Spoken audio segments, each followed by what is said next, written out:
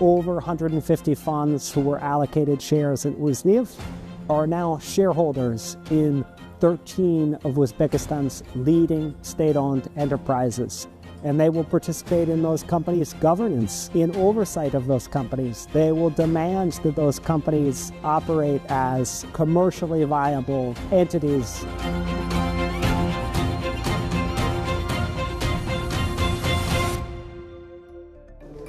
More than $2.8 billion in investor demand, nearly $700 million raised, and a dual listing in London and Taskent.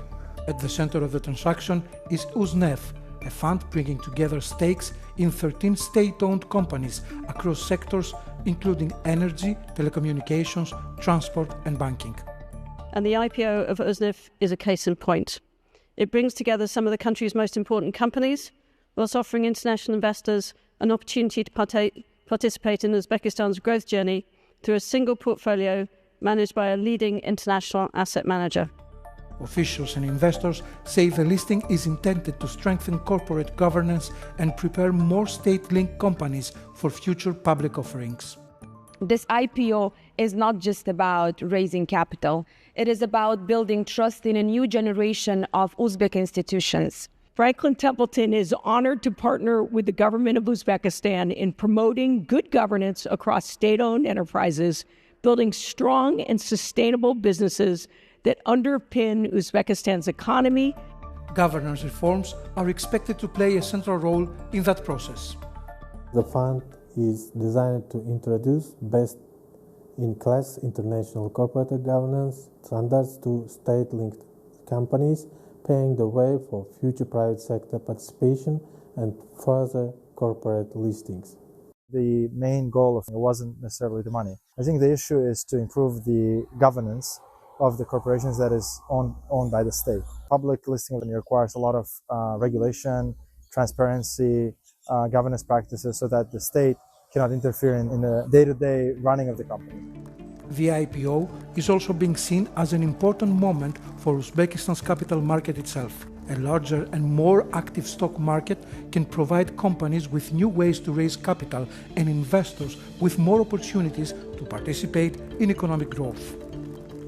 Это важный сигнал для того, чтобы мы этим подтвердили, что наши рынок капитала готовы к глобальным интеграциям, глобальным рынкам, как в том числе London Stock Exchange. Помимо этого мы сейчас направление берем в сторону Гонконга. Гонконгская фондовая биржа тоже заинтересована к интеграции.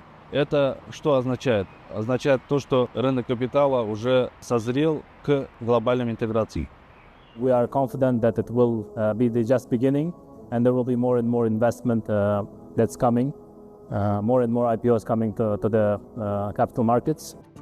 The IPO was also opened to retail investors. Around 4,700 people submitted applications during the domestic offering, many entering the stock market for the first time. If broader public would have ownership of state-owned corporations, it would increase sort of pressure on its board and its management to run the companies well. Investors from across the globe have chosen to believe in Uzbekistan's future. The confidence reflects the government's commitment to reforms and opening the economy to the world. With a population approaching 40 million and economic growth of 7.7% last year, according to the World Bank, the country has increasingly attracted the attention of frontier market investors. Uzbekistan is on equity market investors' minds globally. We're at the top of the queue for frontier markets. For sure, this will be a trigger for more, for sure. We have a pipeline of 6-7 more IPOs coming in the next few years. For decades, many of Uzbekistan's leading companies operated within the orbit of the state. Today, they are increasingly connected to investors, capital markets, and public shareholders. The transaction has opened a new chapter for the country's capital market. The question now is whether stronger governance, new listings, and broader participation will follow.